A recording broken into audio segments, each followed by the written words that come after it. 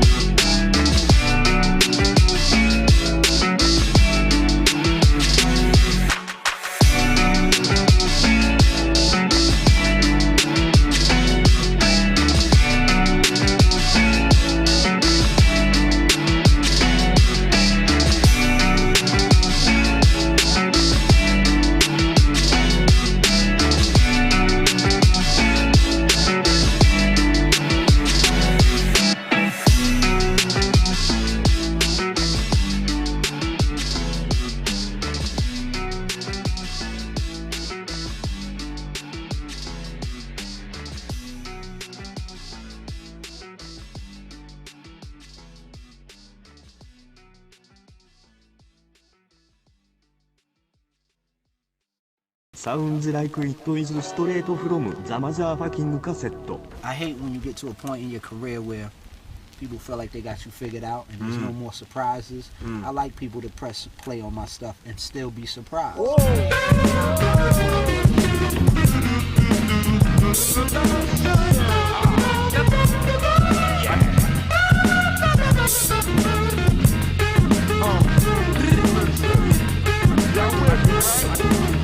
Turn it up, baby. All the stuff's necessary, yo. Hey, yo.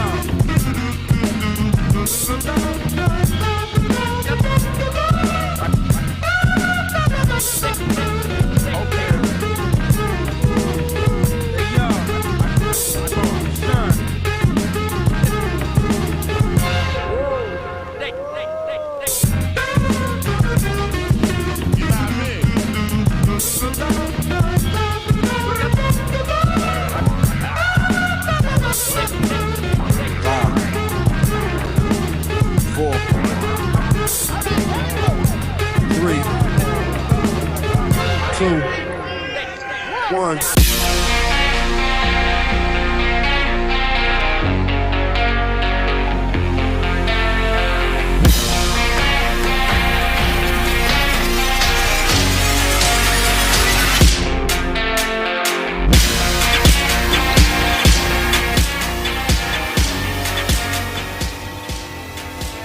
Boys, what's going on? Dustin with two T's here once again. Welcome back to the Dusttin Bowerman Show with me, myself, and I, but also a couple other people, Max and Anthony, and then a guest on today, Jon Spector, at 4 p.m. So in another hour, we'll see him on the broadcast. Make sure you're asking questions in the chat. But welcome to the show on this Friday, January 15th, 2021. Listen, you know I don't usually call it, but today is a special day, okay? We got to keep it PG. We got to keep it oriented for Jon Spector today, okay? Listen, I'm going to throw him some bones, okay? Don't act like this is going to be some, I'm going to be roasting Jon Spector session, okay? Because it's not, because I love Jon, okay? So we're going to give him a little bit of a pep talk. We're going to give him a little bit of an explanation, okay? I'll give him some good questions, all right? It's not going to be just me talking shit to Jon. Oh, crap, I already cussed. It's already done. I'm sorry, Jon. Now it's a PG-13 broadcast. It's over. We already said our one S word. But we have a couple topics today here, gentlemen. Some big news. LCS is starting up today after a 4-month hiatus. That's pretty freaking awesome. CSGO Pro, who was banned from is trying to move to VALORANT. That's also huge news, to be honest with you. And then Notail from Dota 2 revealed his brand new 2.4 million USD mansion. And then a 30-year-old Magnus Carlsen is the highest esports player of 2020. Is chess an esport? Is chess an esport, guys? And then Overwatch tank players are extremely upset about the current meta, extremely tilted. I don't know why. We'll see. Actually, I do know why. We'll talk about that later and explain why tank players are overrated and all deserve hell that comes to them. Every single piece of hell that comes to them. As a support player myself, we're underappreciated. Tank players are overappreciated. We need to hate on tank players as much as possible. We need to shit on them as much as we can and keep this within boundaries that make support players more prominent in the scene. But more importantly, my co-hosts today, Max and Anthony, are here with me. What's going on, boys? How you guys doing today? You couldn't stop cussing, could you? I said shit twice, 3 times now. Way to go. You ruined it. It's over. I ruined it. It's done. Jon's never coming back on the show again. And this is our show shutting down. Just right now. We're shutting the broadcast off, guys. Pulling the plug. Belief in you. God damn it, Toberto. Bye. See you later, boys. No, we're just kidding. It's a debate. We're not pulling a fresh nuts here, boys. But LCS is starting up today, guys, after a 4-month hiatus. And this is the first time. As we speak. It's going as we speak. It's live as we speak. I literally have it on my other monitor so I can watch while it's going on at the current situation to see what's going on. Right now, it's what's the match currently? 100 Thieves versus TSM. We can give our quick predictions before the game even starts, boys, okay? Before the games even start. Listen, I've seen all the power rankings. I've seen all the League of Legends videos coming up to this goddamn event, to LCS starting, and I can blatantly say, well, first of all, I'll tell you what the matches are today. 100 Thieves is playing TSM. Liquid is playing CLG. EG versus C9. Dignitas versus FlyQuest. And then, CLG versus Golden Guardians, it looks like the last game of the day is. So CLG is playing twice today, which has been interesting. But predictions-wise, I think 100 Thieves is going to beat TSM. It's a very close game, though, honestly. Very close game. I think TSM lost 2 big names, obviously, in the offseason, in Double Lift and in Bjergsen, and that's pretty big news in itself. So I think 100 Thieves will probably win that game. Liquid, I think, beat CLG today. I think C9 will beat EG. FlyQuest will beat Diggy. And CLG, I think, should beat Golden Guardians. But to be honest, it's a little bit weird. Maybe a little bit demoralized after losing to Team Liquid today if my predictions come true.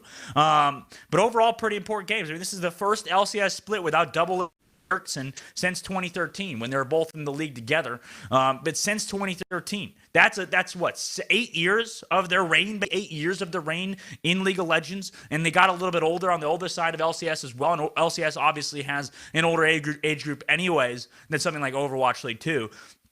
And this is also Perks' first debut on C9, and but is this NA? Is NA still the region where EU and Korean imports go to die?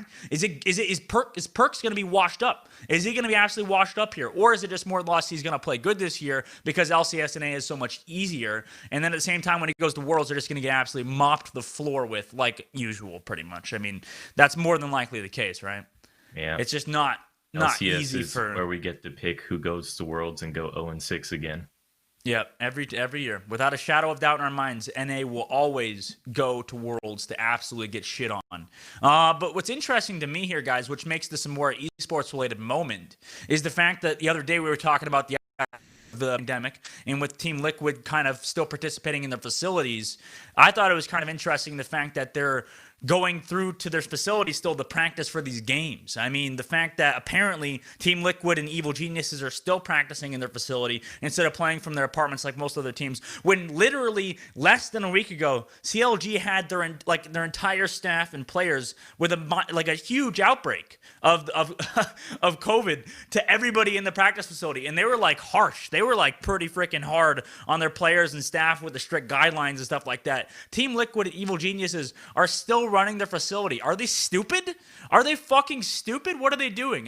Listen, already the first F word of the day. Listen, F it Friday. That's what happens. Okay, sometimes things slip out. But are they stupid, Max and Anthony? Like, what the fuck are they doing, dude?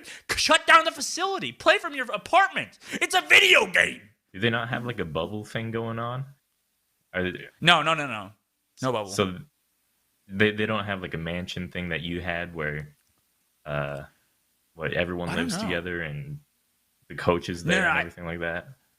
Yeah, I think for the maybe there is one of the teams that have like a team house, but I think most of the League of Legends players, from what it seems, because League of Legends players at least from what I'm aware, in their contracts before the leagues start, they pretty much always negotiate that kind of stuff. They're like, oh, we want to be in apartments, we want to be by ourselves, we need to have our own room and stuff like that. And I think a lot of them have kind of decided like it's a quality of life thing to not live in a team house. Like team houses are good for players, I guess, or sorry, for the overall synergy, but for your mental, team houses are not good. Like I think team houses are very much so like a place where you can't disconnect from your work. First of all, like when you're in a team house, like you're always going to be in the same working facility, so you kind of never get to leave that mindset, that mind stage and stuff like that, and it kind of creates this like toxic environment where if you're in an apartment and you drive to like a facility or whatever, then you're like, oh, then I have to drive to work, and then, you know, whatever happens at work, and then I got to go home and be in my own private space.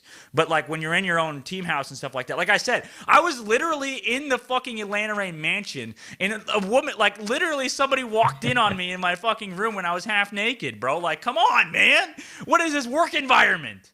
You know what I'm saying? Like, it's not exactly ideal for the individual, but it's ideal for the team, I think, you know? Yeah. And I think in that scenario, a lot of players have been against living in team houses since then. And especially in League. I think I've heard, because one of my friends used to be in contact with, I don't remember his name, Froggen?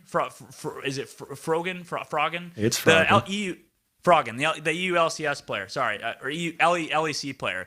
And he was apparently pretty good about negotiating his contracts because he's obviously a big streamer and stuff like that. So I kind of got a lot of my recommendations from what to do with my contracts through what he's done, I guess. Even though he's a lot bigger, you know, name and stuff like that with a lot more recognition, he can kind of get those contracts and stuff like that. But you kind of learn through other people's experiences what to do yourself in the scene as well. And that was when we talked about agents before and stuff like that and what they can do for you. But I think team houses in general are very good for the teams, not so much as players. And that's why this middle ground is being utilized by TSM and by EG and by even CLG, which before they shut down the practice facility, and which is why they've kind of gotten the best of both worlds, you know? It's like we can all be in person, we can all kind of feed off each other's energy, be synergized together, you know, have that direct communication in person and kind of feel how each other is doing emotionally, instead of playing from your apartments where it's like, okay, like the biggest reason is just because of that. Like if you're online, if you're competing online, and if you're practicing online, say you're an LCS guy, like if imagine you're mad at your teammate, but it's just kind of like fuming, you know? It's just kind of like sitting there fuming. You can't actually see the other person, his facial expressions. Like how is your teammate supposed to know you're pissed off at him when you're not saying anything and he can't see your facial expressions? Like I think for the most part, like especially gamers and especially LCS players, Overwatch League players, a lot of them aren't going to be like the type of players that are going to be like outwardly vocal, you know, and get mad at another player, right? It's going to be like kind of fuming. You can't really, like, it'll be on your face and stuff like that. It'll be in person and like your vibe or whatever. But when you're talking about like online, most like gamers are not very like outward with their expressions and stuff like that. They're very reserved. They're reserved people for the most part, and I think that results in a more festered, toxic environment, you know? And then when you're in person, you can kind of get that out the way a lot easier. And that's why I guess EG and CLG and Team Liquid have been kind of, you know, living in it and are kind of risking the fact that they could get COVID-19 during this whole time, which I think is kind of stupid. To be honest with you, it is kind of stupid. But to be honest, it's like the players want it. The players want to play in the practice facilities. I know that at least on the Atlanta Reign, we wanted to play in the practice facility over the course of the whole year, but we just couldn't because of COVID and because our owners were like, no, okay, let's not do it. But the players are constantly pushing for this kind of thing. The players are kind of like, we have to understand that in this situation, it's probably on the players. Like, it's probably on the Team Liquid, like coaches and players. They're like pushing for the practice facility. They're like, we need to be in this. It'll give us an edge. And then the owners are like, no, we don't want you guys to get sick. First of all, we're looking out for your guys' health and safety. And I think that's a lot more underlooked by players, because the players are like, oh, screw this. We're young. We're just gonna go in. We're gonna risk getting COVID just so we could play together. And I think in terms of practice, it's great and all, but there's too many health risks, to be honest, right now. And I think CLG proved that. Even with their strict guidelines, there's still too many risks. We're so close to a vaccine, right? Like, why even put yourself in the danger of doing that, you know? And at this point, you might as well just not. You just play from your apartments, right? Yeah. I mean, like you said, it's the communication part and being able to talk to people without being hunkered down to your computer and headphones. That's probably like a huge thing that they want, but they just don't realize that your life is at risk here, and you're putting other people at risk. Yeah, it's not just about you, and it's about your teammates. It's about the staff, right? It's about the chef or whatever else, the things you come in. I guess there's a lot of ways you can like attract this pandemic. I mean, that's why it's so deadly, or not deadly. That's why it's so dangerous, is because it's so spreadable. And the fact that it's so easily, you know, just absolutely taken over CLG in itself is kind of telling enough that you shouldn't be doing this kind of thing. And this is entirely, in my opinion, most of this is probably on the players. I mean, I guess the ownership was probably like, we need to do this, but I doubt ownership wants to have the potential lawsuits or whatever. They're like, of somebody dying from this. Like, I hope first of all, I hope the CLG players are okay. I hope nobody's actually seriously like dying right now, because that in itself is kind of scary. But the fact that the fact that Team Liquid and EG are just going to continue fucking doing this, especially after already contracting COVID, just go home. Like, come on, man. And CLG has 2 games today. Is that right? Yeah, CLG has 2 games today after a massive outbreak. Now, from what it seems, I think everybody's still safe. But yeah, they have 2 games today, Max.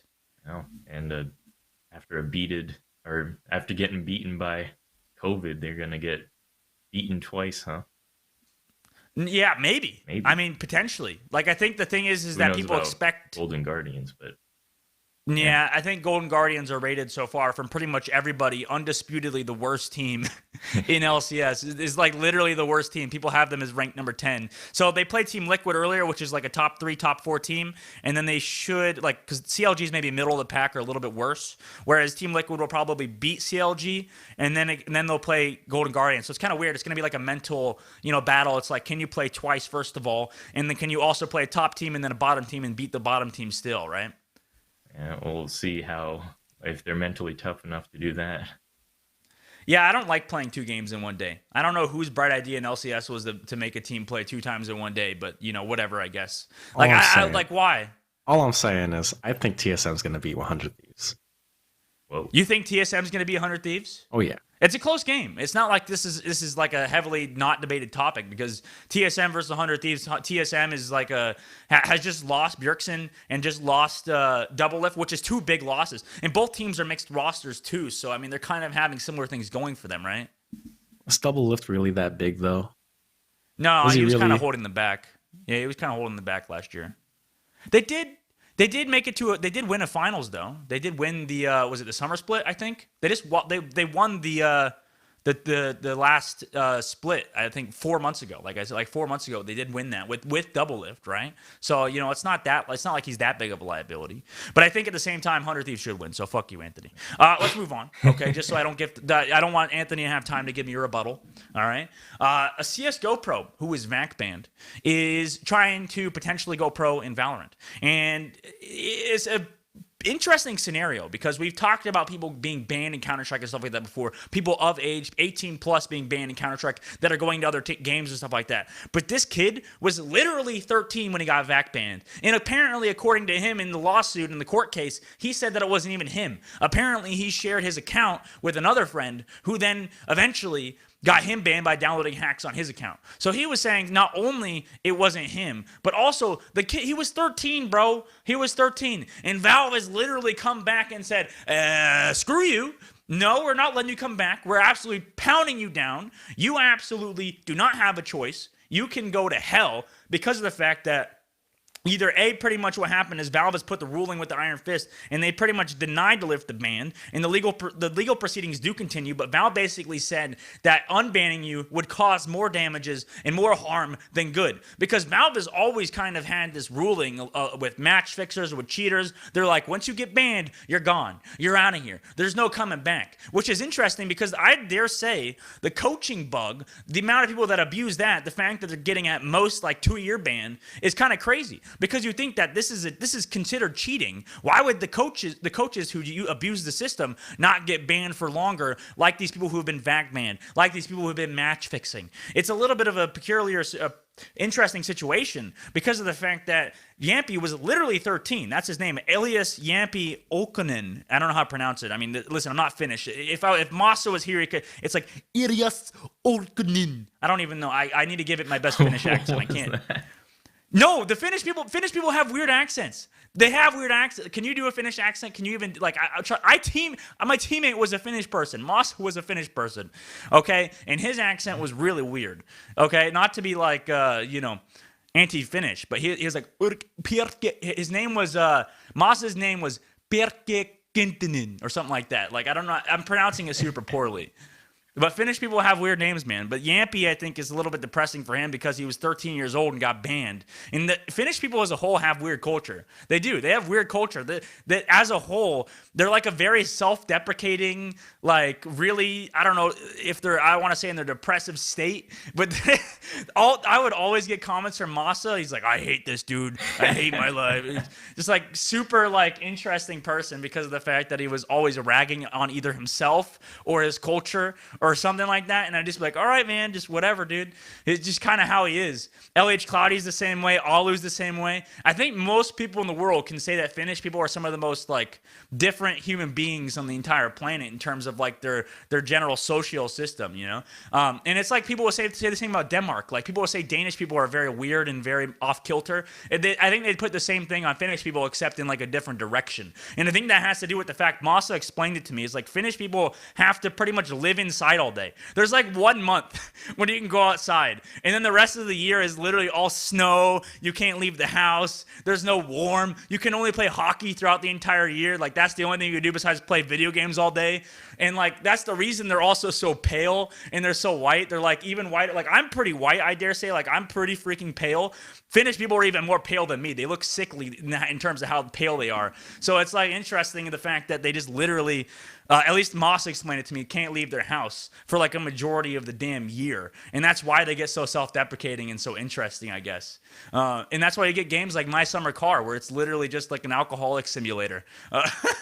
I love Finnish people, okay? That's my point. And the fact that Yampy is not unbanned from Counter-Strike, okay, this is his path forward, is to go play in Valorant. That's what he's saying. He potentially go to Valorant. He was suing Valve for over 268,000 euros in compensation out of missed earnings, and he's demanded for a VAC also to be lifted, and pretty much Valve came back and said no. They said, screw you, fuck off, you can go play Valorant. And at this point, it looks like he's going to go play Valorant. It's kind of a similar situation to like Baby Bay, like we said. I know we keep bringing up Baby Bay's example. I doubt Baby Bay would be happy with this, but Baby Bay was also banned from Counter-Strike from cheating in a professional match.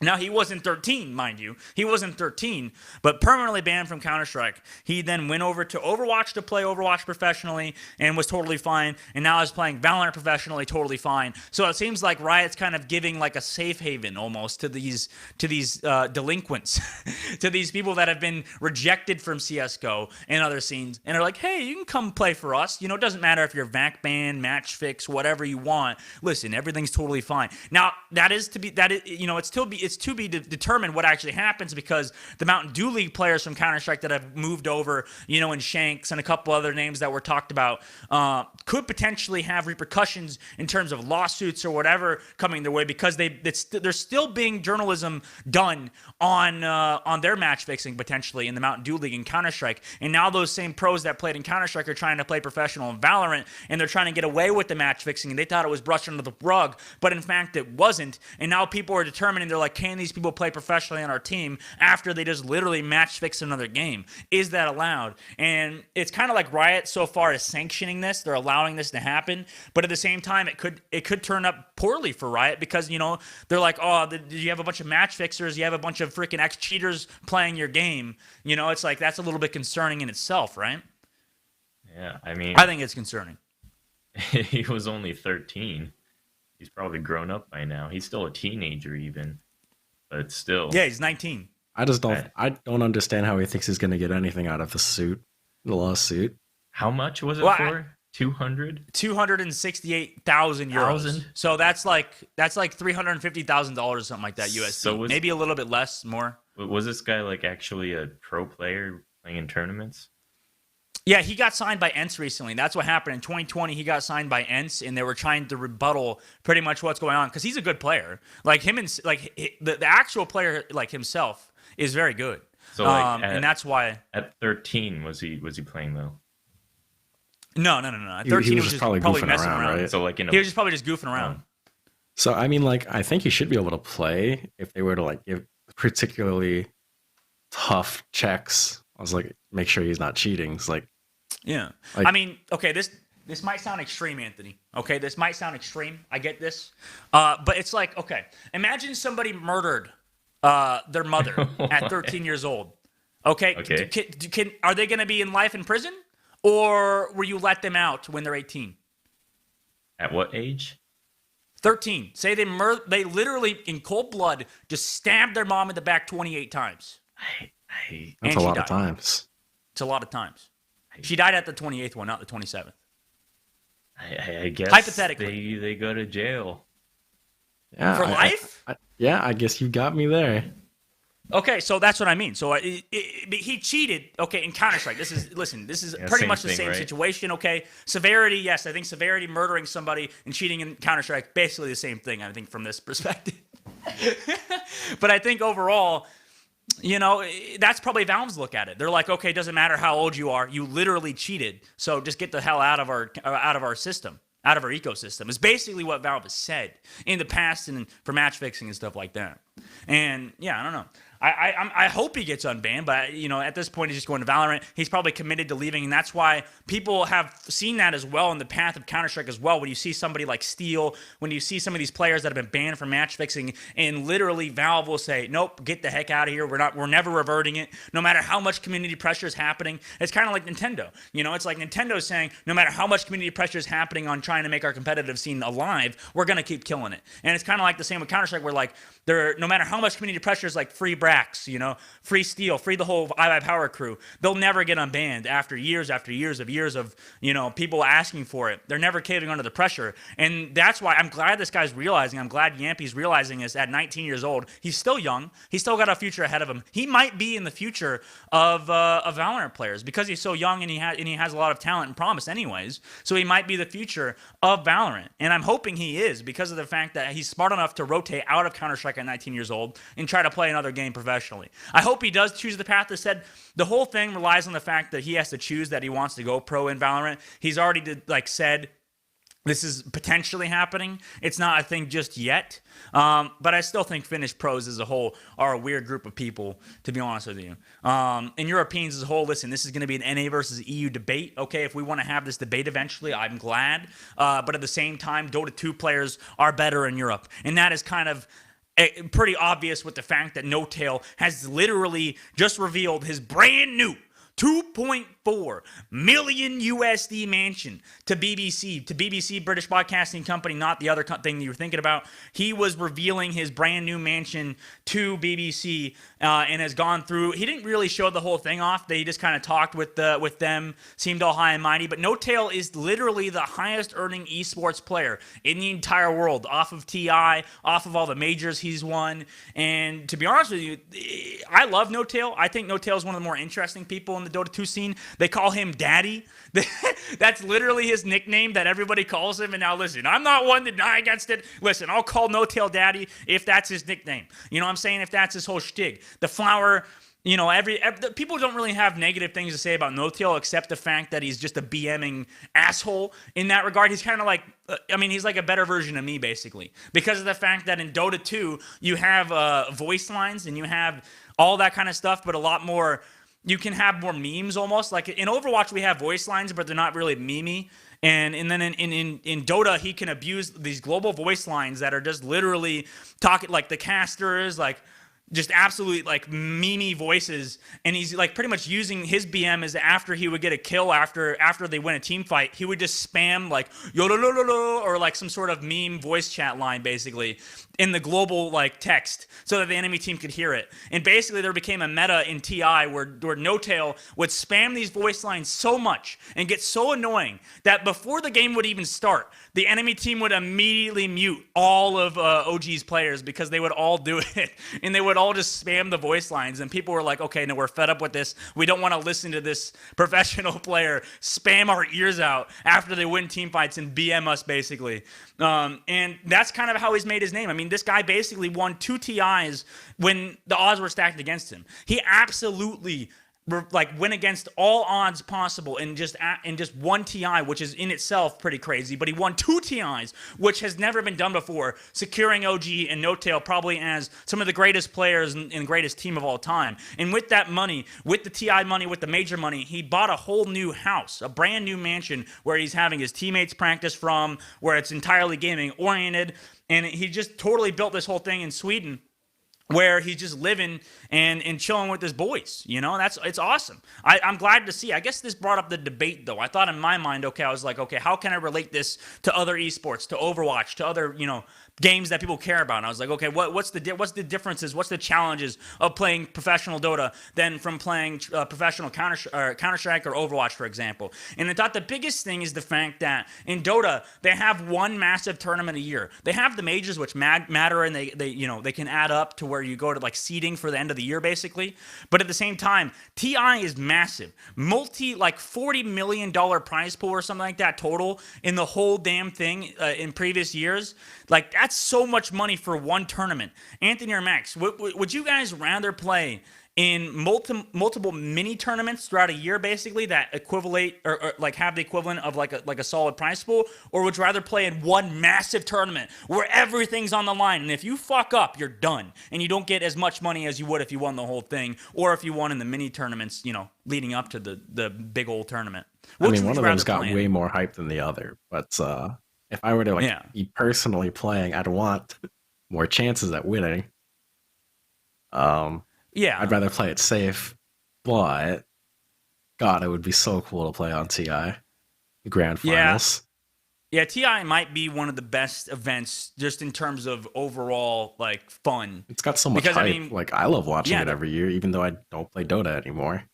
Yeah, and there's so much money involved. The festivities, I guess it's not happening this year because of COVID. There's not happening entirely this year, and at least in 2020, maybe 2021. I think they said it's going to happen.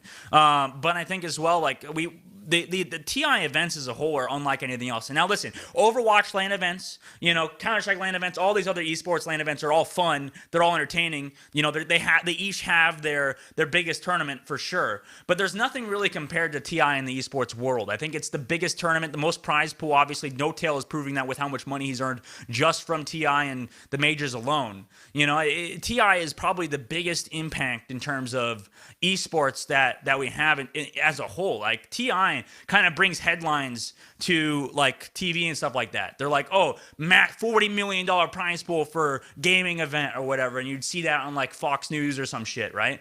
Like that's the kind of thing that brings in extra people into esports and kids that that are watching the news or whatever, like, oh, I can make $40 million playing esports or whatever, when, you know, the likelihood of them doing that is probably like nothing. But nevertheless, it makes them fans. It brings people in that really wouldn't be in before. And I think that's one of the awesome parts about Dota is that TI is so huge and so entertaining, and the personalities as well are so entertaining. Like Notail might be one of the more interesting people in all of esports. Like the OG crew is in itself is just so memey, so fun, so lovable. It's kind of like any other player personality mix that you have in other esports. I mean, Dota's also had some massive controversies in themselves. Literally, one of the team owners, Puppy, freaking punched a monitor on like a security camera. Like he just went boom, and it was like became this massive meme. Where it's like puppy rage or puppy baby rage meme, like there's so many good personalities in the Dota scene that's so unlike anything else. I guess because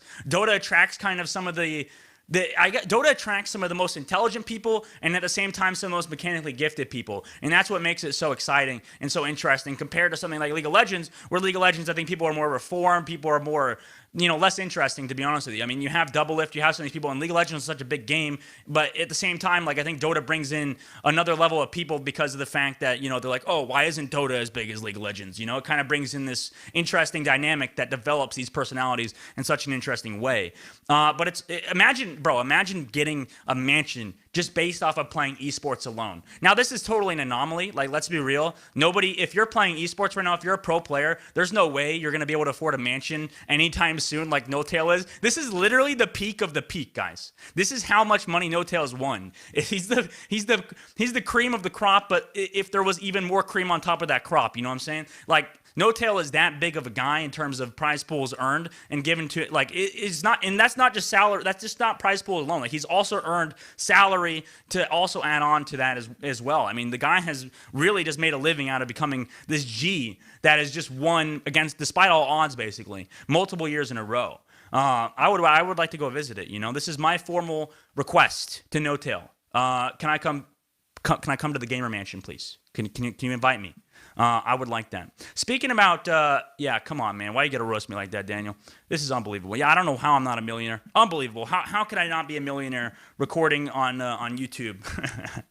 30-year-old Magnus Carlsen speaking about esports players. Is chess considered an esport? Anthony or Max, who would you consider chess to be an esport, guys? I mean, Magnus Carlsen, real quick, so I can transfer this over here. It was quote unquote the highest esports earning player of 2020, or the highest earning esports player of 2020. Do you consider chess to be an esport? No. All right. Damn. No. You don't let Max influence you. What would you think? The personal opinion, okay? I think, is chess an esport? I mean, while it's online, I'll call it yes. While it's offline, I'll call it no. Like, it's an online thing. What does the E even stand for in esports? Yeah, I don't know. This is really the debate within esports, Anthony. I'm glad you're bringing it up to me. Like, why does it matter? Like, why? I mean, E means electronics, right? Or electronic, I'm pretty sure. I actually don't know. I legitimately don't know. What's the E in email stand for? Electronic mail? Yeah, so I guess it's electronic. It's online. I'll call it an esport for now. He's one of the best. He is the best chess player in the world right now, and it's cool to watch him play. He deserves it. I mean, he's pretty much the highest FIDE chess player of all. Is that what it's called? FIDE, Anthony? That's the one. Of all time. He's the current world chess champion, world rapid chess champion, and world blitz chess champion. This guy is absolutely just a legend. And at the same time, like, it doesn't really matter if it's considered an esport or not, because guess what? That's just terminology. It doesn't matter it's not reality, right? There's a difference between terminology and reality, and the fact that chess is just, it's a sport, it's an esport. It doesn't matter what the fuck you call it. It is what it is. And it's awesome that this guy is so amazing. And I'm glad that chess has kind of gotten that kind of platform that it didn't have in the past, at least in the online space. It's always been a massive online game, and because it's not just an in-person, board game or whatever. You're just playing with your friends, trying to 1v1. I guess it's like, at the same time, would you consider a game like poker, like online poker, to be considered an esport? Now, listen, we play Puzzle Pirates, okay? We're awesome legends at Poker, all right? I mean, listen, I used to watch Jay Carver all the time. Poker legend, absolutely interesting individual. And I don't know if I would consider poker an esport. And I don't know if it even matters. Like, why do people even give a shit about what an esport is? Why do people care about that? Do people just want something to be mad about? Do people want something to argue about? They're like, ew, you capitalized my S in esport instead of the E. I'm so upset at you. Like, what does that really freaking matter? No, it doesn't. Why do people care so much about this kind of thing? I guess once like the esports Hall of Fame inevitably gets more notoriety and things like that, would you put Magnus Carlsen in there? No, probably not. And like any other like poker or board game, I think there is some kind of distinction, even though like I guess the mentality and the strategies are very similar. Yeah, no, I mean you're right. Like, the debate in itself is kind of interesting because of the fact that, you know, like esports is a whole, and like you said, it might matter for esports Hall of Fame and stuff like that. But it's kind of interesting. That's the whole dilemma with our show. You know, with this kind of scenario is the fact that you know, it's hard to kind of make that distinction or make a distinctive like collective thing for esports, right? It's like hard to kind of make this whole round thing that's just like, oh yeah, esport. No, it's like everything is so distinctly different, just like traditional sports, where everything is so distinctly different from each other that it's kind of hard to make like a one esports Hall of Fame. And that's why I think for the criticisms that people get and for the amount of the amount you'd have to accomplish to be in the esports Hall of Fame is like absolutely insane. Like, I think the only people that people consider to be like the GOATs or people in the Esports Hall of Fame or people that I would consider for the Esports Hall of Fame, I think I would only consider somebody like Faker. Like, I would only consider Faker for the Esports Hall of Fame and, you know, maybe like Get Right for what he's done in the past. But even then, it's tough because I don't know if I would say Get Right has had the amount of extreme longevity that Faker has had in terms of popularity and stuff like that. Like, what would you rate it? Is it just based off popularity? Is it just based off winnings? Is it just based off mechanical skill? There's so many different factors you have to pop in here, and you have to be super cognizant and aware of the games you're talking about, right? Like, Faker is going to be a distinctly different player than Get Right is because of the game alone, the play style alone, and there's so many different things that you'd have to take in consideration for making an Esports Hall of Fame, and that's why it's so tough, I think, guys. But you know, I think at the same time, like I don't know if there's any Overwatch player that I would put in the Esports Hall of Fame. Like, to be honest with you, like, it's tough to say because Overwatch is such a new esport on top of that, and you have to kind of compare across the boards who would be in this Esports Hall of Fame. And that's why the thing is, people also forget really fast because people would, I think in the Esports Hall of Fame, they're inducting people that have been in like CS 1.6 and stuff like that. But it's like people nowadays are like, they weren't around for CS 1.6. There was no viewership at the time for CS 1.6 and stuff like that, or not to an extreme degree. So it's like, why is this guy in my Esports Hall of Fame when I never fucking heard of him? When you look at like for something like NFL or whatever, you're like, oh yeah, I heard about, you know, the Browns coach or whatever. I heard about this guy from years ago. You know, it's like how valuable do you want to put this Esports Hall of Fame where everybody in esports will look at it and they'll be like, yes, that is the GOAT. That is the top 10, you know, or whatever. You can actually rank people in it. But speaking about Overwatch, since I brought up Overwatch in this scenario, I think this will be a longer topic before we get on Jon Spector's case. I think it'll be interesting to kind of devolve our explanation on this. I think Overwatch tanks have been upset with the recent patch. I mean, they've been saying that Sigma's nerf has absolutely killed tanks. They've absolutely taken them out the game, and I'm glad. I hope I can piss off a lot of tank players right now by saying tank players do not deserve high HP and high damage. Okay, I don't think that tank players should have high HP and high damage output, okay? I think Sigma in himself shouldn't have this shield that can go forward, shouldn't have this high HP, shouldn't have the amount of damage output he has. He shouldn't have all these things that make him so powerful and they make his kit so powerful, because why would you play a DPS when you could just play a tank that also is a DPS, right? Like, tank players have gotten so spoiled and so goddamn amazingly, like, circle jerked this past year just through streamers, just through the balance changes and stuff like that, that they just think they deserve the world now. These tank players think, oh, I deserve 1,000 HP, 1,000 DPS, 1,000 shield. Like, no, dude, you're a goddamn tank. The whole ideology behind tank, World of Warcraft, Overwatch at the beginning, the whole damn point of playing tank is for you to soak up fucking damage. You're not supposed to do anything else besides die. That's your whole fucking purpose, is to goddamn die. So stop acting like you're some spoiled brats that deserve everything in the goddamn world with your shields, with your HP, with your damage, and you should just go off and take some damage once again. Go be a goddamn rock soaking up damage for us, because that's your entire role. Go live that fucking role, okay? Listen, as a support player, tank players have been getting on my nerves for so goddamn long, okay? Tank players are like, why are you not healing? Why are you not doing this? Why are you not doing that? Well, go suck a dick and go goddamn soak some damage again. That's a rant done. I'm done with the show, boys. I'm leaving. Well, said like a true support. Yeah. Truly. No. Fuck tank players, all right? Fuck tank players. People are saying that this is DPS meta again, and tank players have been raging about all this kind of stuff on the internets and whatever. I don't give a shit, all right? I don't give a fuck, okay? All these goddamn tank players acting like they deserve the goddamn world. I'm done with it. I'm sick with it, okay? No more of it. They don't... I kind of agree. I hated Roadhog since, like, literally the game started for one-shotting out other characters. Yeah, exactly. There's so many situations where tank players should just like kind of go suck a dick. You know what I'm saying? Like all these situations where these tank players are just kind of living in their own goddamn mindset, where they think that they're so special because they get all this damage, they get all this tank, the HP and stuff like that. You know, it's like, no, dude, just go off and soak damage. That's your whole purpose. That's the whole point of tank. That's been the whole point of tank. If you want to go deal damage, go play DPS. Go play a squishy character that can die. You know what I'm saying? Don't play a character that can't die. That shouldn't be a goddamn thing. You know what I'm saying? That shouldn't be a game. But it's been a thing since the beginning of time, basically. And ever since tanks have been buffed and stuff like that, since, like, I don't know, 3 years ago or something like that, tanks have been so goddamn strong since then, with goats, with all this kind of thing. So they've just kind of gotten used to just being so powerful and so strong that they kind of just want that to remain a thing. And they're complaining about support players. They're complaining about Discord orb and shit like that. No, man, just go suck a dick and go die. You know what I mean? That's all you got to do. That's the entire purpose of tank, okay? That's the whole point of it, okay? We can kind of take this rant down a little bit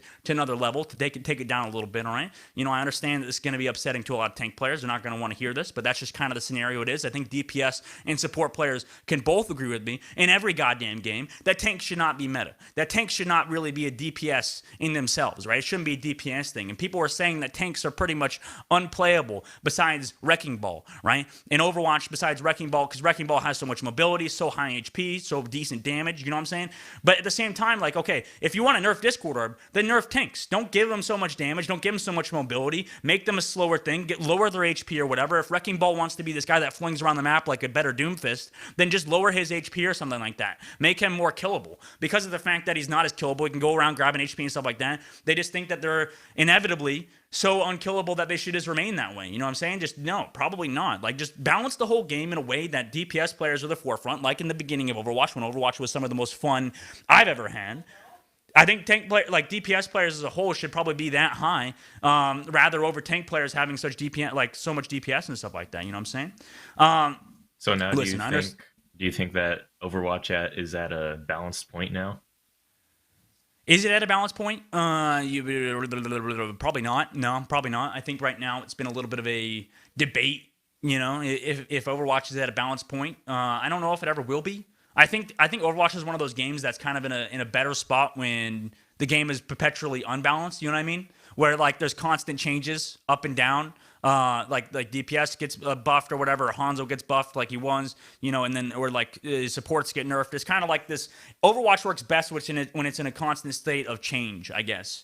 You know, and who is best and whatever. Like tank players can might be at the very bottom. They might feel like they're at the bottom of the total pool right now. But that's not to say they won't get, buffed or whatever. And I'm not against them getting buffed again. But as long as there's enough change back and forth, kind of, because I don't think you can have a stagnant meta in Overwatch when there's so many diverse roles. I mean, a lot of the roles are in DPS for sure, and there's a lot of support players, and there's like less tank players for sure. I get that. So it's like you can kind of balance it out. You know what I'm saying? Like balance it out in a way that just constantly changes and makes for a more entertaining game, because that's where Overwatch thrives, is in a diverse environment. In the storyline, and then also in the game. There's a lot of Overwatch thrives in diversity. That's like the whole purpose behind it. That's the whole marketing this decision behind Overwatch, I guess, is the fact that everything is so diverse and so different than pretty much every other game you played. I mean, TF2 is a lot like Overwatch, but I don't think that it has the same diversity in terms of skill sets and in terms of background storylines and stuff like that with characters that makes Overwatch so unique, you know, and that's what's so awesome about it.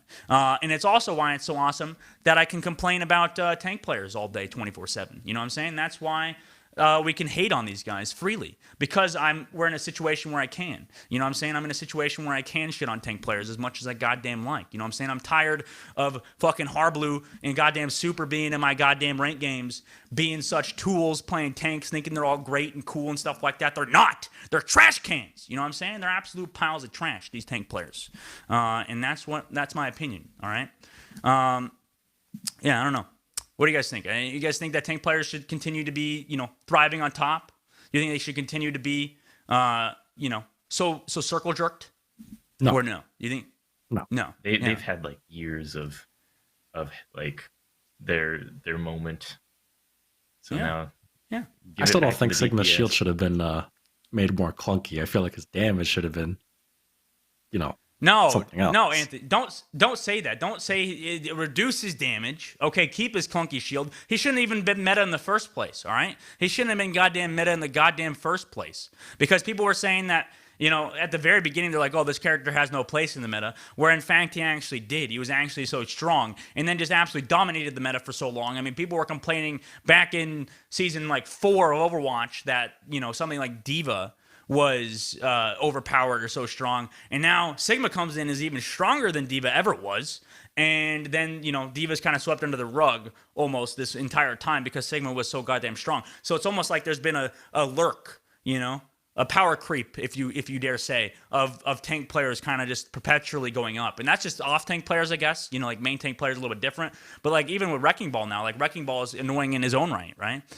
There's a lot of different things in Overwatch that make it so unique and so different that allows tank players to be so fucking strong. And I don't think Sigma ever should have been met in the goddamn first place.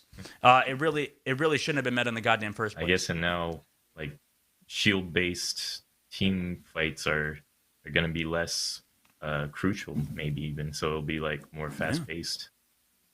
Yeah, it might. Yeah, it'll probably be faster paced. It'll probably be like Overwatch of old to some degree, in which people don't want that. You know, the current generation of people playing Overwatch have gone through everything almost. I guess it's almost like a PTSD scenario.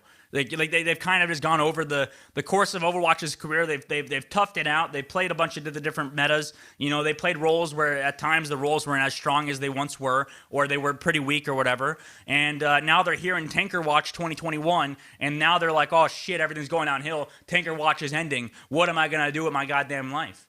You know what I'm saying? And in that situation, like because they've lasted through it for so long, they haven't experienced what the golden era of Overwatch was, in my opinion, which was in like season 2 when tanks were absolute dog shit and would just get absolutely owned besides Zarya. That was the best era of Overwatch when tanks would just get shit on all day 24/7. That was a good day. Support-based things where like Mercy was absolutely overpowered. No. That's what I'm saying before that. Listen, no. I'm not, never bringing the 5-man res back again. Okay, never again. Great. Never again. That was not great. That was absolutely terrible. No, never again. But at the same time, like I think DPS metas allow more people to come to Overwatch and enjoy Overwatch because more people want to play those high mobility, low health, you know, high damage characters. And when you start to add the damage to other roles, like even support, like tanks, that kind of takes away from the DPS role, which should be the focal point of the game, in my opinion. Like, listen, I'm a support player, and I still think that, you know, DPS players should be the focal point of the game. I think that DPS players, you know, being overpowered and being so strong makes the game more applicable and more, you know, interesting to a wider audience, I think. Because I think people want to play DPS instead of support and tank. And that's probably how it should be. People shouldn't want to play tank and want to play support. They should want to play DPS probably because that's where the majority of people are interested in the first place. And if they're discouraged from playing DPS, then, you know, what's the goddamn point? You know what I'm saying? What's the goddamn point?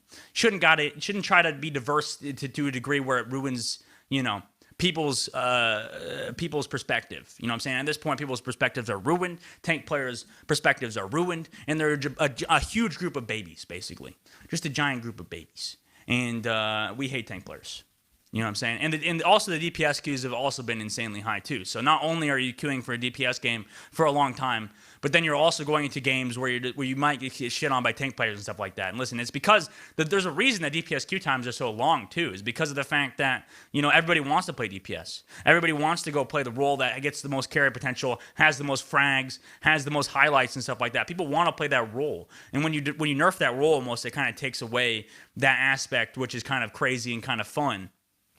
Which is just playing DPS. But yeah, now the DPS queues are so large and the time to queue into a game, it takes so long. I think there were times where Sinatra used to be an hour-long queues, basically, for DPS and stuff like that. And that's just because of his rank, and then also because DPS is such a popular role, you know, and it's just so many people trying to queue for it. But I think we pretty much covered that topic, guys. I mean, Overwatch tank players as a whole shouldn't be babied anymore. And I don't know how many people agree with me. We'll see how much hate I get for that comment, to be honest with you. But, you know, at the same time, I'm excited for Overwatch League, boys. Overwatch League's coming up. Overwatch League's hitting the hay, hitting things in full stride coming up here soon. We'll have Jon Spector on just a little bit. We'll ask him about Overwatch League, his experience in the NBA and stuff like that. We'll give him a whole rundown in just a little bit. I'm not sure if he's ready just yet. I think it's going to be a little bit longer. So we could talk about Overwatch for a little bit longer in the Overwatch season. I wonder if I could get my power rankings. I wonder if that'd be a good idea, if I should get my power rankings on next year. I think none of the rosters are fully done just yet, so it'd be a little bit harder to do this. So maybe I'll give a power rankings another day of the week. I think I'll give it a little bit of I'll be a little bit delayed on it. But at the same time, I think that, you know, there's a couple teams that are obviously in the running this year. I mean, Shock is number one. I think Shock is number one. I think people couldn't say otherwise. I think Gladiators might be in the running this year because we talked to DP, we talked to Moth. I think they had some good points about their team for the previous year, for next year's.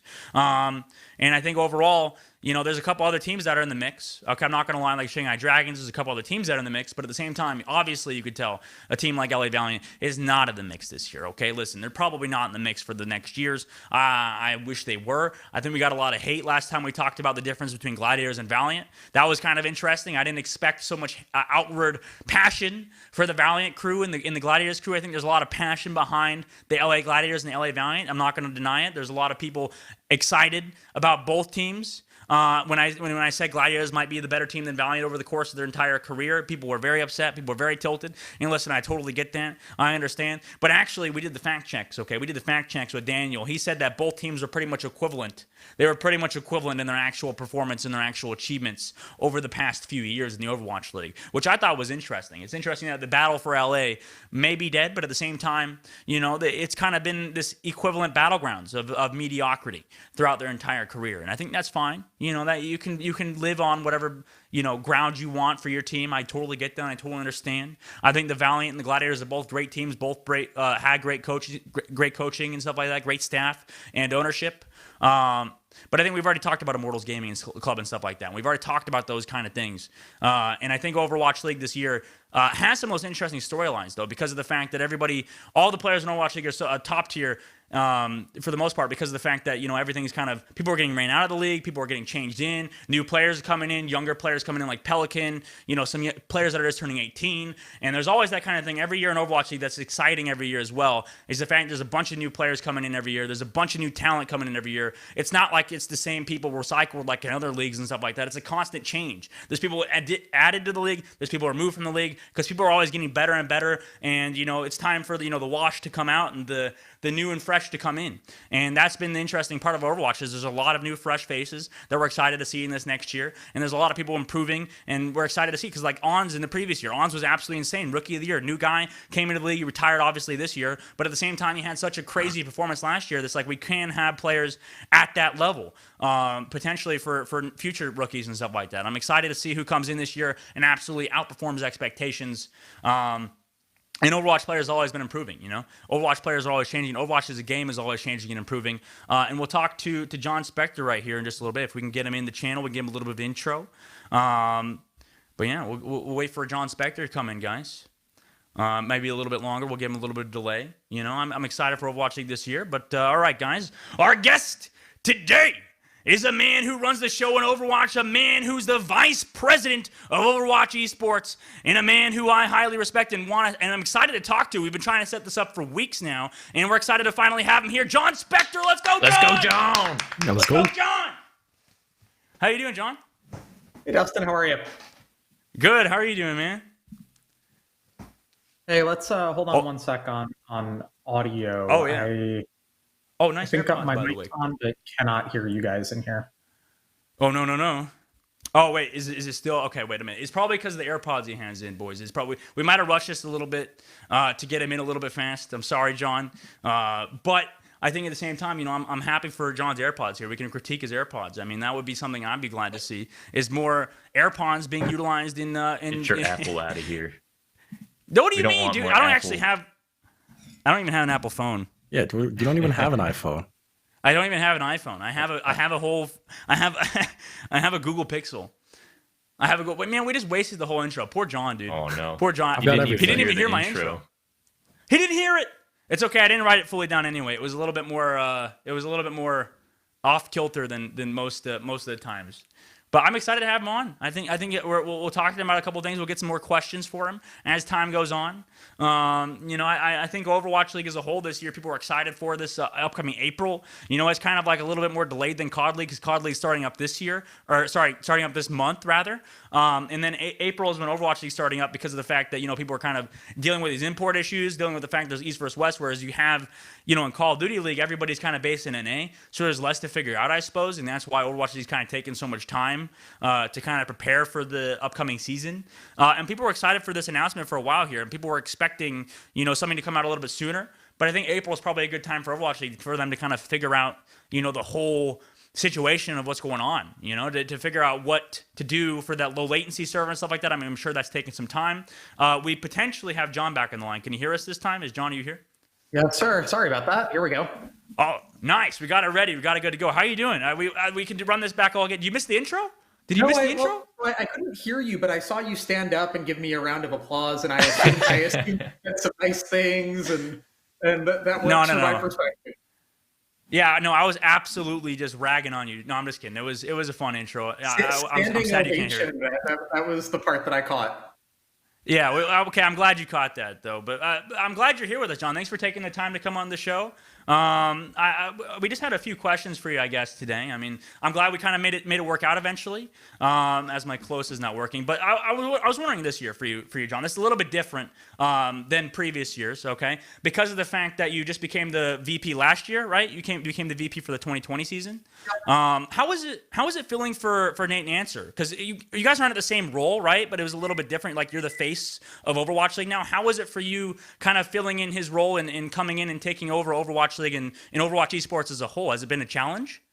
Yeah, so Nate actually is the one who hired me 4 years ago now, and one of my best friends, and he was a fantastic leader for Overwatch League. So it's been tough in a lot of ways, I think, to try to step up and fill some of his shoes. Like, Nate was a unique visionary. He's the guy who outlined a lot of the original vision for Overwatch League. And then obviously things have changed a lot since, no one could have foreseen the pandemic or any of that stuff. But this year it's been different. So I stepped up into the role. I was all excited to take on all the new challenges and all of that stuff. And then of course, the first thing I get is an unprecedented global pandemic. So it's been fun. Oh my God.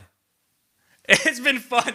That's like if we had if Key and Peele, this would be like the Barack Obama situation where he had Peele on the side. He's like, oh, that was awful. It was, oh my God. No, but that's what happens with pandemics. I mean, that's everybody this year. I think Overwatch and esports as a whole have kind of gone through unprecedented times, obviously. And I think 2021, I don't know if you can agree with me. I think you probably can. 2021 honestly looks like a rebound year for pretty much everyone, for Overwatch, for esports, for traditional markets, for pretty much everywhere, because people took a big hit in 2020. I mean, the pandemic as a whole really just honestly ruined a lot of people's lives. It made a lot of people's lives a lot harder. They had to figure it out pretty much. They spent 2020 kind of reorganizing their lives. And now in 2021, it looks like people have kind of figured it out and are kind of on the upswing. I mean, what do you expect out of 2021? Are you excited? I think it's going to be a little bit of a rejuvenation.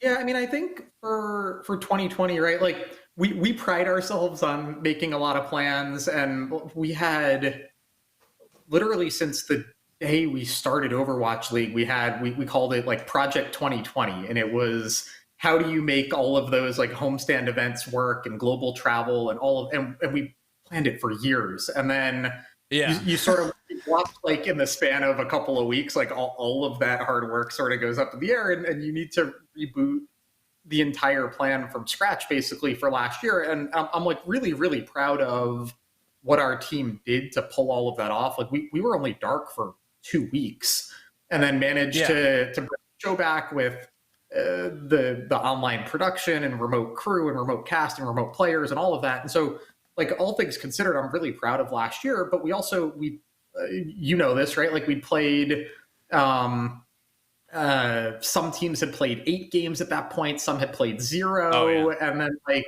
it was like figuring that all out. Yeah, so that puzzle, I feel like we did about as well as we could have. But 2021, to your point, right, is now a chance to say, okay, like, this is the reality that we live in right now. What's the best plan around that, and how do we build something that's cool this year? So the plan that we announced yesterday, I think, does a lot of that. It's like, okay, fine, we're not in April when the season starts. We probably don't have big homestand events in the United States, but how do we make online play compelling? What do we do to take the lessons around tournaments and bring those back? So I'm excited about next year. I think it'll be really good. Or I guess it's this year now at this point. Yeah, it is this year, I guess, because of the fact that in April, I mean, like, with this announcement, I guess at the same time, because the vaccine is starting to kind of make its way, I suppose, through America and stuff like that. And the fact that you guys have announced it to be back in April, and it seems like it was pushed back a bit, but that's like a good thing almost, because of the fact that this maybe allows more time for, those homestands to potentially come back. I mean, I know that we don't want to give people too much hope here, right? Like, it might not happen. There's a chance it doesn't. But to be honest with you, I mean, Overwatch homestands are some of the most fun events I've ever been to my whole life. I mean, you've heard of the past, or at least myself, my experience when I played with the Atlanta Reign at our homestand. I was so bummed when it got canceled because of the fact. So we came back from the Washington homestand, which was fine. It was great. I got them to cheer for us, and that was awesome. But when I was so much looking forward to it, because in the previous years when we had the Atlanta Reign homestand, it was awesome. And Eric and Paul, the owners of the Atlanta Reign, did a really good job setting up that event in previous years in Overwatch League as well, and some of the casters. Everyone really put on a perfect show, in which that was. This is pretty specific to me, but that was the highlight of my life, was that event, which is because of how fun and entertaining and energetic it was. But if Overwatch LAN events happen, do you think there's a good likelihood of it happens, or can you give me like a percentage, or is it a little bit hard to even have a good understanding of what's going to happen? I have been dead wrong the last like 5 times that I've tried to predict what will happen here. So you can. I threw you under the bus there. I'm sorry, John. It's honestly like, when we all first went on lockdown last year, like, people thought it was going to be a couple of weeks. And I think we've sort of consistently realized that it's really hard to plan anything definitively more than a couple of months out at this point. So I think as we look at next year, like, obviously goal number 1 is keep people safe. But in different parts of the world, like in China right now and in Korea, it's obviously super different than in most of Western Europe and the US and Canada. So I think sooner versus later, you'll start to see those big events come back, probably in Asia. The Hangzhou Spark owner, Billy, just ran a really successful off-season event in Shanghai like a month ago. And they had 1,000+ fans in attendance, socially distanced in the stadium, and all of that. So I think in parts of the world, you'll see it pretty quickly, we hope. But yeah, a lot of why we waited until April to start this season was that we thought maybe it gives us a better chance of getting back to events by the time the season ends.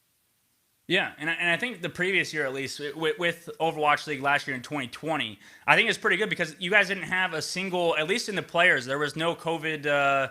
I think there was no COVID, like, people that got it during the whole year. Like, I think everybody stayed inside, everybody stayed safe and secure. And then I think in other leagues now, people are trying to go into practice facilities and stuff like that. They're kind of going out of their bubble a bit. And at the same time, then they're getting hit with COVID, even with the hardest and like strictest guidelines, pretty much, and that's a little bit worrisome. And speaking of which, I guess with people that have done a bubble before, I did notice on your LinkedIn there, John, that you actually worked with the NBA before in passing. It was talked about in articles as well. When you worked in the NBA, I was just curious, what do you miss about being in the NBA? Because I'm personally a massive fan of the NBA, but there's a lot of drama involved in the NBA. It's a lot different than esports. What's like? I got this is 2 questions. We can just answer the second one. I apologize. But what's like the biggest difference between traditional sports, in your opinion, and like esports, I guess? And what are the differences in your opinion, I guess? Sure. Yeah, I had an awesome time at the NBA. and I'm a big basketball fan, and it's one of those things where, you know, as a kid, right? Like I actually, baseball's my number one sport from a fan perspective, and grew up like wanting to be the next shortstop on the Yankees. By the time I was 7 or 8, realized I was nowhere near athletic enough to ever do that. And then I was like, okay, I'm going to be the general manager of the Yankees. And then realized that only one person on the planet gets that job, and I wasn't going to have that one either. But getting to work at the NBA was awesome. Like I had a great time there. The biggest difference, I guess, for me, like ultimately why I decided to go join the Overwatch League when I did was the NBA has, I think, a well-deserved reputation for being the most innovative of the kind of traditional sports leagues. But you're comparing them to like baseball and football when you say that, and yeah, it's some of the ideas that you're seeing out of the NBA now are things that take them sort of years of working on in order to make those types of changes. And being able to join Overwatch League before it was started and have a chance to say, okay, like the NBA plays 82 games a team because that's how it's always done it, not because people think 82 games right now is the correct number of games to play. And so having a chance to sort of join a league like at the start and to be able to ask the questions of what's the right way to do this? What can we learn? What will we do differently? Was really exciting to me. And I think that's one of the biggest differences, right? Is like these traditional sports leagues, most of them have been around for more than a century now, and they've pretty much figured it out. Like there's always things that they can do better each year. But I think for a lot of esports leagues, like they're still, and people have seen this, right? With Overwatch League as an example, where like the format each of the last couple of years has been a little bit different every year. And a lot of that reflects like every season we've gone back and said, okay, a lot of this went well, some of it didn't. What do we learn from that? And what do we change? And having that freedom in esports, I think, is really cool. Yeah, I think so. I mean, you guys have you now have implemented a tournament system. I mean, it's been in the previous year as well, but now the tournament system is back in being. Is it 4 tournaments, right? Then the Overwatch League Grand Finals happens, I think. Yep. So I think over the course of it's a little bit different because last year, I mean, the tournaments were kind of. They weren't necessarily, it wasn't planned last year. I mean, it was kind of like we were trying to figure it out during the actual year because that was when the pandemic was happening. So this year it seems like it's a little bit formed, and that's why I noticed the other day I was like, because you guys are giving yourself like a cushion, it seems like at the same time because we have till April, and you guys have been thinking about this in the entire off season. It's like we have the chance of LANs happening and that kind of stuff, it's like available, but at the same time, there's still the layer of, online tournaments are happening and like all the cameras and stuff have been sent out. I still have to return my camera, by the way. I'm sorry, John. I still have the camera that you guys sent me out for the PC box. But I know that our logistics manager will be happy to know that you've admitted that on air, and now we can get you to send it back.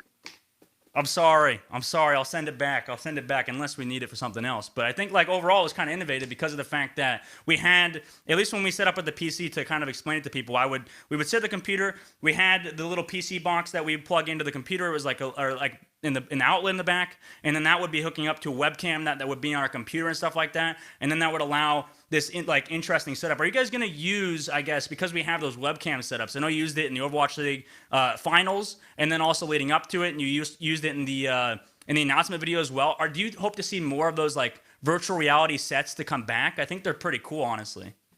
Yeah, there's a couple of those types of things where, again, like the change in the middle of the year from every event is going to be in-person LAN to, okay, now we have players competing from homes or facilities or what have you all over the world with online remote production. Like by the time we got to playoffs last year, I think you started to see a lot of the results of work that people were doing for the months before that. And so, yeah, next year, like we want to bring back that virtual set. We're working on updating it for an updated look for 2021. There's also, like, to your point about the camera that you may have stolen or may not have stolen. I didn't steal we've like, it's just in my possession.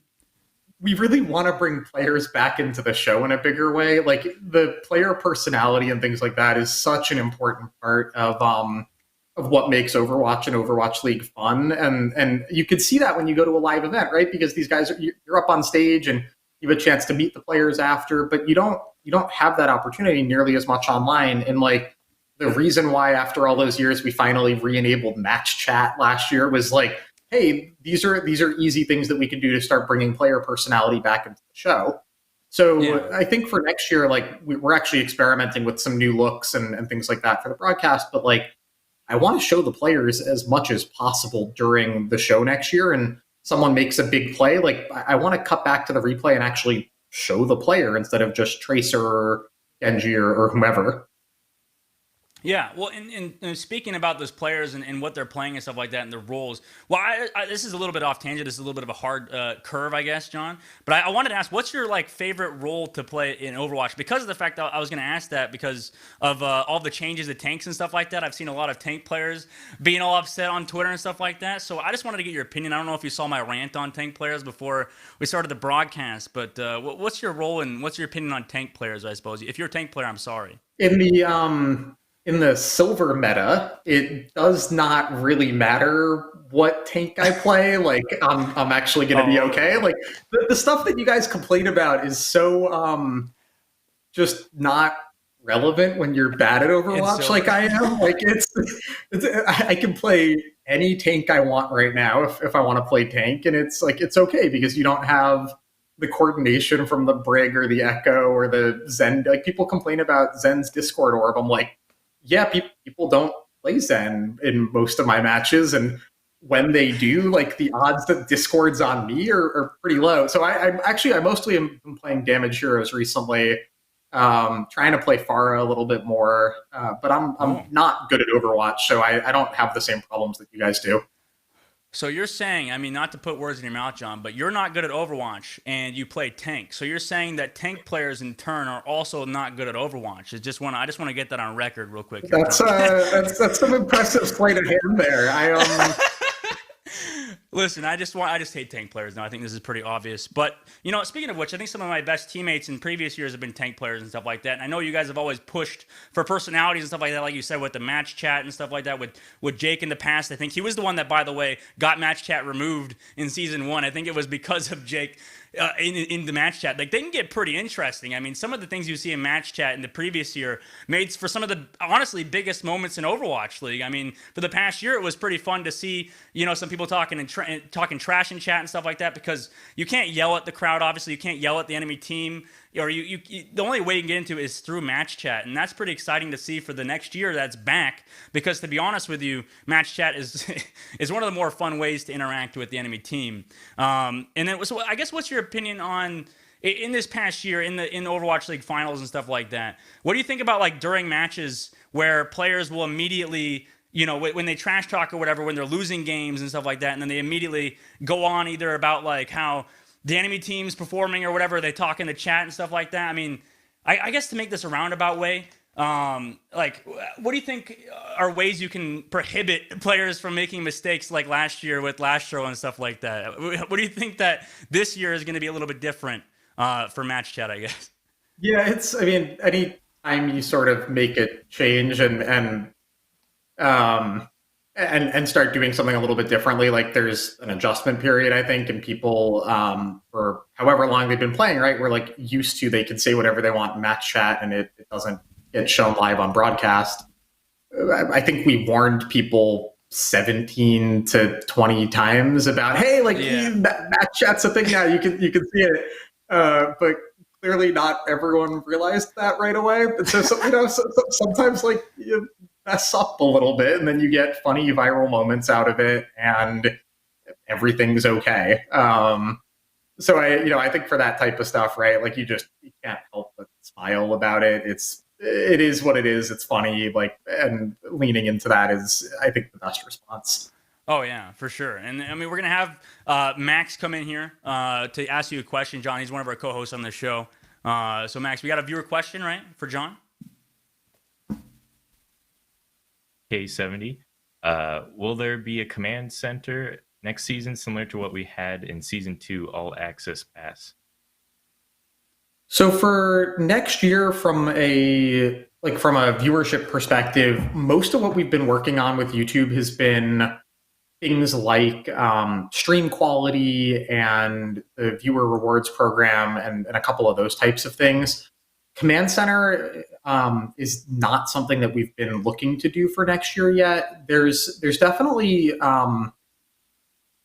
a lot of fans out there who like and appreciate having that multi-view option or the pick your player, but we sort of believe that the replay viewer and having the ability to go back and do that after meets a lot of that need. And so we've been focused on some other things that we think are a little bit more pressing to upgrade the show. Oh, like what? So like what? Oh, what are you guys like working on for then? I guess besides the command center and stuff like that for the next year with YouTube. I know with YouTube's quality wise, it's been really good. The bit rate's also really high. I mean, personally, we switched to YouTube just because of the fact that we've personally liked it a lot with quality, and then with also how easy it is to kind of transfer over things and stuff like that. So like, what are some of the tangible things I guess this year with YouTube that you guys have kind of worked on to kind of enhance the viewership, I guess, for next year? Or is anything released just yet? Yeah, I'm going to be careful here because I think there's some grand plan from our marketing and PR folks about when we want to be sharing more of those specifics leading up to the start of the season in April. But the team's been working hard on this stuff for months, and I'm excited to be able to talk more about it soon. I just can't quite yet. Yeah. Well, I guess so for the next year for the grand finals and stuff like that. When do you think, or like specifically for grand finals last year in Shock? I mean, okay, this is going to be like, do you have any biases towards any teams because of the fact? I wanted to ask you. I was like, how is this fair? I mean, like Overwatch. I mean, it's definitely scripted, right? I mean, Shock has won every year now for 2 years. What the heck's going on? How is Shock so good, right? It can't be real. Yeah, I mean, each time that I get like a new draft of the script, honestly, our writers are the best in the business. I'm like, when they told me about the pandemic stuff, I was like, are you sure about that? But the Shock overcoming everything that they did last year, like getting on the plane and going to Korea, practicing in their quarantine hotel rooms for a couple of weeks, and then coming out swinging, defending their title, like it was an awesome storyline. I think, do I have any favorites or things like that? I pretend that I like all 20 children equally. It usually depends on which team owner has been nicest to me recently or things like that. I'm also a New Yorker, like it's where I grew up. And so there may or may not be a favorite team based on that. Well, I mean, you said on your whiteboard, it said you tried out for the British Hurricanes, right? I mean, obviously, so is that might be a London Spitfire, transfer there. How did that go, by the way? I mean, it said try out. It wasn't marked just yet, right? I mean, how did it go? How did you try out for the London? I'm actually actively practicing now, but there's been a lot of demand for my competitive services. I've got Mr. X and Custa trying to get me on their team deathmatch team for our Kanazaka tournament next weekend. People just have not seen me play Overwatch, and so they think it'll be fun. And it's and you're just you're like, oh god, don't give me. It's not going to go well for them. I love the game. Like I'm a hyper competitive person, and normally when I'm bad at something, I just stop doing it or pretend it's awful or don't like it. Yeah. I've given up a lot of other games for just being bad at them. And Overwatch is actually a pretty rare exception for me where I love the game despite being quite bad. Yeah, I mean, because you can always get carried, right? I mean, you can always get carried by the 5 other players in the lobby. I mean, for the most part, when you play Overwatch. Oh, yeah? Yeah, we had an internal Blizzard tournament in a couple of months ago. And I, of course, as soon as it was announced, went to the 2 people on the Overwatch League who are Grandmaster level players and, hey, you're going to be on my team. We did quite well, actually. But it was, it's getting people to carry me in internal tournaments is definitely one of the perks of the job. Who's the best person in the Blizzard office right now, I guess, in terms of those internals that you've done? Who's the best, or can you even shout them out? Yeah, we have a couple of people on our observer team who are super good. Bayrod's really, I think, a GM level player. Killinger, who's our player relations manager. I think you know her. Owen's really good support player. So there's a couple of those people who are excellent at the game, and then most of us are less good. Well, I know you mentioned like you're a very competitive person. Why did you? Is it because you played sports and stuff like that as a kid that made you such a competitive person? Is it because of your love for baseball and stuff like that, or did you just become when you got into gaming and stuff like that? I mean, obviously it's tougher for a lot of people because like anybody can get into gaming, right? Like you can be from all walks of life. It doesn't matter what background you're from. Anybody can kind of play games / be good at them. I mean, some of us aren't very good at games. I mean, obviously, I'm decent, I guess, like at least mediocre. But like for your competitive nature, do you think it was because of your family and how you're like raised and grown up, or is it because of the fact that you just came through it through high school and stuff like that? I wouldn't sell yourself short. Like you might be a little bit washed up for a pro player, but still what the hell? pretty excellent. Oh my God, I'm breaking your box because I'm not sending your camera back, John. Unbelievable, dude. I'm sure the camera was already broken, and that's why it hasn't come back anyways. Now you have a good excuse. You just I broke it when I threw the box. I broke it when John called me washed up. When the VP of Overwatch League called me washed up, dude. This show is amazing. It suits you really well. You guys are doing an incredible job in your first couple of weeks. I think for a washed up pro, you're doing all right. What the heck, John? Stop calling me washed second up. Time. Stop calling Thank me you, John. washed I love up, it. John. What the heck? He speaks the truth. Listen, John. We can 1v1 one of these days, okay? And I'll bring it to you. I will absolutely try my hardest. I'm going to go practice. I'm going to go play Overwatch for 12. I'm canceling the show just so I can get ready for a 1v1 with John. This is unbelievable how you've just called me washed up. I said you're still excellent, right? Like there's No. I heard the first thing. That's when I took it personally, just like Michael Jordan. There's only 200 pro players in Overwatch League in the world, and then there's a group like right below that. You're still fantastic at it. Overwatch League's gotten more and more competitive this year, as you mentioned. Like with this year in Overwatch League in 2021, it's probably, I mentioned, the most competitive year Overwatch League yet. And I mean, as it makes sense as sports leagues go on, it gets more and more competitive as it goes on as well. But we've seen like the likes of Pelican and some other new Overwatch League players that are absolutely insane talent coming up from the tier 2 scene and stuff like that. Is it like with tier 2 scene? Have you?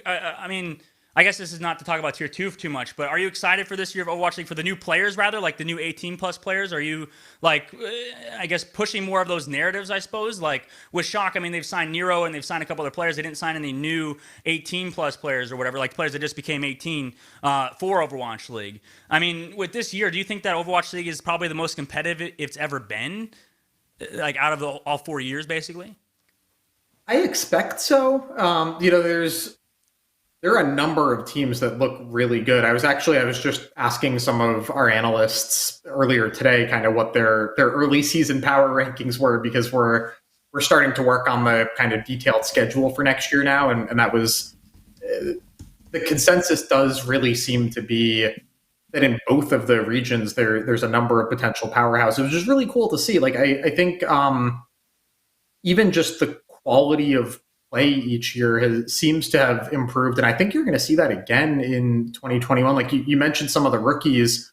One of the things that I thought was pretty cool about 2020 is like if you go and you look at the MVP finalists and the people who got role stars, like a pretty significant number of those players were rookies last year, and I think the ability for new talent to come in, like make their mark pretty quickly is exciting, and something that I think we'll continue to see this year too.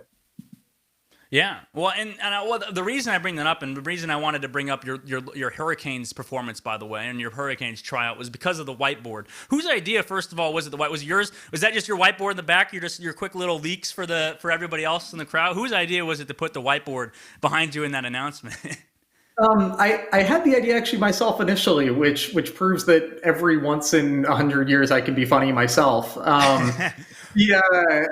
I did go out, and once we'd sort of settled on, okay, this is one of the gags that we want to run, I went and sent the note to a bunch of folks on our team who are really in tune with the community and all of the memes and jokes going around, and asked for some suggestions. And I did the same thing for this last update video, to just go out and try to think about, hey, what's some funny stuff that we can put in the background. And so do you actually watch VTubers then? There is, for all the people who make fun of me for looking like I'm 14, like I'm actually a little bit older than that. And there's nothing that makes me feel old, like watching VTubers. Like it's pretty high on the list of things that I just don't really get about the internet right now. Oh yeah. But there's some super talented VTubers out there, and that, you know, that joke sort of came from just trying to poke fun a little bit at ourselves as well as the talent team, and do something that we thought our community would think is funny. Oh yeah, I mean that'd be hilarious if you guys could get like VTubers for every, you know, character model. Wherever you have one for Matt, like you said, like who hired him first of all. I mean, but it'd be awesome to have a caricature of him, of you know, Jake and stuff like that. I think that'd be pretty funny. Yeah, we can get a nice leg costume for sideshow. There is real possibility here, but probably not high on the priority list for this year. Oh no, I'd hope not. I mean, I did that myself. Trust me, I've been down that path, John. It was not worth making the VTuber. I spent like $300 just on like a 2D version of a VTuber model, and everybody is hating on it so far. When I tried to make it, hopefully, you don't get to see it again. But John, thank you for coming on the show, man. This was a quick like 30-minute interview with you. I just hope people got a little bit more information about you and about Overwatch League for this upcoming year. And I mean, I'm excited for it. I'm pumped because Call of Duty League starts up soon, and I'm excited. I love Call of Duty League a lot, and I'm going to watch Overwatch League obviously this year in April, and I'm excited to see it. So thank you so much for coming on, John. I hope people got a little bit more information about you, and we'll catch you later. All right. Awesome. Thanks for having me, guys. Thanks, John. We'll see you later. All right, man. John's awesome. John is. I'm really glad we got to have him on our show. It's another good fella. Yeah, listen, there's always some tough things I had to ask. You know what I'm saying? There were some things I had to go over that were a little bit questionable for John to answer. And listen, I apologize for that for John. I mean, that's my fault entirely. But, you know, I'm glad we had him on the show. Listen, it's F It Friday. It's Screw It Friday, okay? That's how it is. The weekend's coming. Things are ending. And thank you so much, John, again, for coming on. I hope you guys enjoyed it. I did, certainly. But we're going to wrap up the show here today, boys. This is interesting. We're going to watch LCS. I mean, not to take anything from watching this. I've kept this up on the side. Yeah, we're ready to go watch some esports, okay? All of the esports. We're watching them all. But thanks for coming. Thank you, guys. Thanks to Anthony Max for coming here, for being here today. And thank you for Tolberto, Rin, and Samantha behind the scenes. Appreciate y'all. And they're who makes the show look good. We'll catch you guys next Monday. Highlights are going to be uploaded today over the course of the night and the next morning. And we'll be back next Monday for week 3. This is week 2's end. We finally made it, boys. Week 2. Month is almost over. 2 more weeks. Wait. Yeah, 2 more weeks to the month. Okay, halfway through the month. Halfway through the month, right? Okay, well, listen, we'll get there. We'll get there, boys. We'll catch you later. Catch you on the flip. See you next episode, next Monday. See you. Don't forget, you're washed. Don't forget. I'm not washed. I can't believe Jon Spector, John the himself. VP of Overwatch League and Overwatch Esports, called me washed up. He said I'm good for being washed. He said I'm good for being washed. Oh, sucks to be you.